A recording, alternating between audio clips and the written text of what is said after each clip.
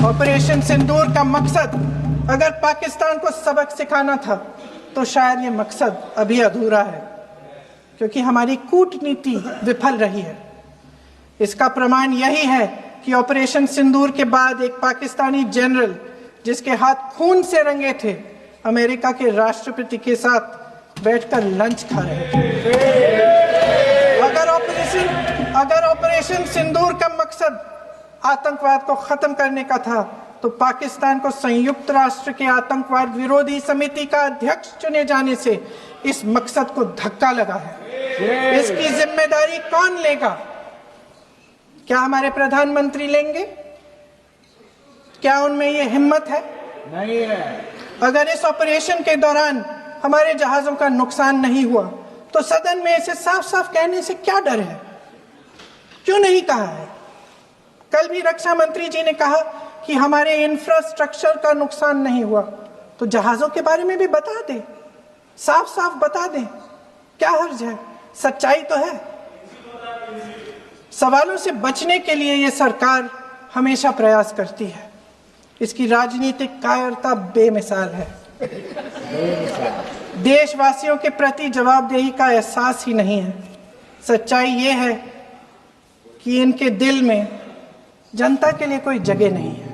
सब राजनीति है, सब पीआर है, सब प्रचार है, सब पब्लिसिटी है। देश की जनता के लिए आपके हृदय में कुछ नहीं रहा।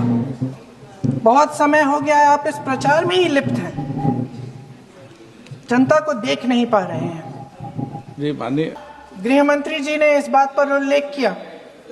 उन्होंने कहा, उनके शब्दों में उन्होंने कहा कि पाकिस्तान के पास शरण में आने के बजाय कोई चारा ही नहीं था। आपने शरण दिया क्यों? वो आते हैं आपके देश के अंदर, लोगों को मार डालते हैं और आप उनको शरण दे रहे हैं। क्यों दिया शरण?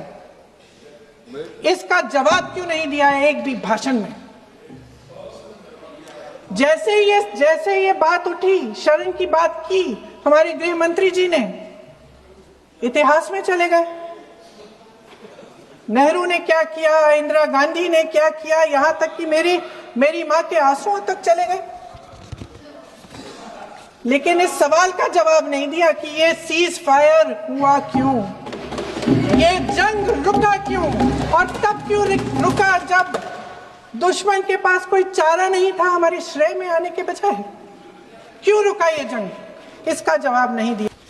शुभम की पत्नी ने कहा, कोट, मैंने अपनी दुनिया को खत्म होते हुए देखा। अपनी आंखों के सामने एक सिक्योरिटी गार्ड नहीं था। मैं ये कह सकती हूं कि देश ने, सरकार ने हमें वहां पे अनाथ छोड़ दिया था। सिक्योरिटी क्यों नहीं थी वहां पे एक सैनिक क्यों नहीं दिखा? क्या सरकार को मालूम नहीं था कि यहां रोज 1000 से 1500 पर्यटक जाते हैं? क्या सरकार को मालूम नहीं था कि यहाँ के को पहुंचने के लिए जंगल के रास्ते से जाना पड़ता है? अगर कुछ हो जाएगा तो लोग वहां से निकल नहीं पाएंगे। एक चिकित्सा का इंतजाम नहीं था, फर्स्ट एड का इंतजाम नहीं था, कोई इंतजाम नहीं था, ना सुरक्षा का ना फर्स्ट एड का। इन लोगों को भगवान भरोसे छोड़ दिया गया। ये लोग वहां पे इस सरकार के भरोसे गए और इस सरकार ने उन्हें भगवान भरोसे छोड़ दिया। हमसे जुड़े रहने के लिए हमारे YouTube चैनल को सब्सक्राइब करें और नई वीडियो की नोटिफिकेशन के लिए बेल आइकॉन को दबाएं।